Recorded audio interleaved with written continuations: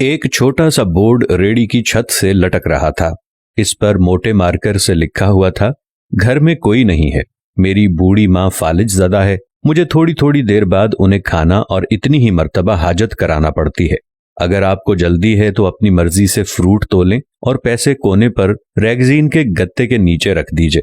साथ ही रेट भी लिखे हुए हैं, और अगर आपके पास पैसे ना हो तो मेरी तरफ से ले लेना, इजाजत है। वल्लाहु खैरुर राज़िकीन। इधर उधर देखा, पास पड़े तराजू में 2 किलो सेब तोले, दर्जन केले लिए, शॉपर में डाले, प्राइस लिस्ट से कीमत देखी, पैसे निकालकर रेड़ी के फट्टे के गत्ते वाले कोने को उठाया। वहां 100, 50, 10-10 के नोट पड़े थे। मैंने पैसे उसी में रखकर उसे ढक दिया। इधर उधर देखा कि शायद कोई मेरी तरफ मुतवज्जे हो, और शॉपर उठाकर वापस फ्लैट पर आ गया। इफ्तार के बाद मैं और भाई उधर गए। देखा एक बारिश आदमी, दाढ़ी आधी काली आधी सफेद, हल्के क्रीम कलर कुर्ते शलवार में रेड़ी को धक्का लगाकर बस जाने ही वाला था। वो हमें देखकर मुस्कुराया और बोला, साहिब फल तो खत्म हो गया। नाम पूछा तो बोला, खादिम हुसैन। फिर हम सामने ढाबे पे बैठे थे, चाय आई। कहने लगा कि पिछले 3 साल से अम्मा बिस्तर पर है, कुछ नफसियाती सी भी हो गई है, और अब तो फालिज भी हो गया है। मेरा कोई बाल बच्चा नहीं, बीवी मर गई है, सिर्फ मैं हूं और मेरी अम्मा। अम्मा की देखभाल करने वाला कोई नहीं, इसलिए मुझे हर वक्त अम्मा का ख्याल रखना पड़ता है।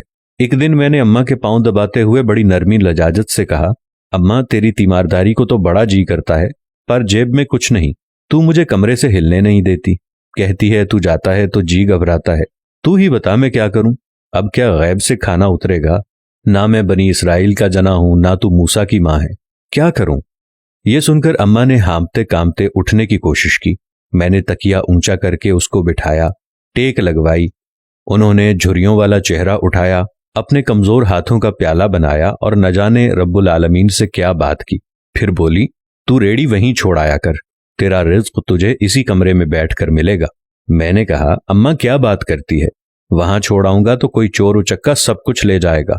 आजकल कौन लिहाज करता है, बिना मालिक के कौन खरीदार आएगा। कहने लगी, तू फजर को रेड़ी फलों से भरकर छोड़ कर आजा, बस ज्यादा बकबक नहीं कर, शाम को खाली ले आया कर। अगर तेरा रुपया गया तो ये खालिदा सुरैया अल्लाह से पाई पाई वसूल देगी। 2.5 साल हो गए हैं भाई साहब, सुबह रेड़ी लगाकर जाता हूँ, शाम को ले जाता हूँ। लोग पैसे रख जाते हैं, फल ले जाते हैं, धेला ऊपर नीचे नहीं होता, बल्कि कुछ तो ज्यादा रख जाते हैं। अक्सर तखमीना नफा लागत से 300-400 रुपए ऊपर ही जा निकलता है। कभी कोई अम्मा के लिए फूल रख जाता है, कभी कोई और चीज। परसों एक पढ़ी लिखी बच्ची पुलाव बनाकर रख गई, नोट लिखकर रख गई कि अम्मा के लिए। एक डॉक्टर का गुजर हुआ, वो अपना कार्ड छोड़ गया, पुश्त पे लिख गया कि अंकल अम्मा की तबीयत न संभले तो मुझे फोन करना, मैं घर से पिक कर लूंगा। किसी हाजी साहब का गुजर हुआ तो अजवा खजूर का पैकेट छोड़ गया। कोई जोड़ा शॉपिंग करके गुजरा तो फ्रूट लेते हुए अम्मा के लिए सूट रख गया। रोजाना ऐसा कुछ ना कुछ मेरे रिज्क के साथ मौजूद होता है। ना अम्मा हिलने देती है, ना अल्लाह रुकने देता है। अम्मा तो कहती, तेरा फल बेचने के लिए अल्लाह खुद नीचे उतर आता है और बेच बाच जाता है। भाई वो सोना रब एक तो राज़िक है, ऊपर से रिटेलर भी है। अल्लाह अल्लाह। आखिर में मुझे अपने बच्चों से कहना है, अगर आप फारिग हों और अपने वालिदैन को काम करते देखें तो फौरन उठकर उनकी मदद करें और उन्हें कहें कि अम्मी जान, अब्बा जान, लाइए मैं आपकी मदद करता हूं या मैं आपकी मदद करती हूं। फिर देखें दुनिया और आखिरत की कामयाबियां कैसे तुम्हारे कदम चूमती हैं, इंशाअल्लाह। दोस्तों, ये एक बहुत ही मुतासिर कुन और दिल को छू लेने वाली वीडियो है।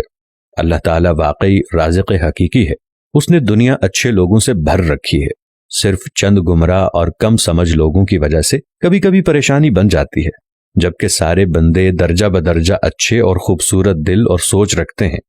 अल्लाह अच्छे लोगों को जज़ाए खैर अता फरमाए, आमीन। अल्लाह ताला हम सबको वालिदैन की खिदमत करने की तौफीक अता फरमाए, आमीन या रब्बल आलमीन।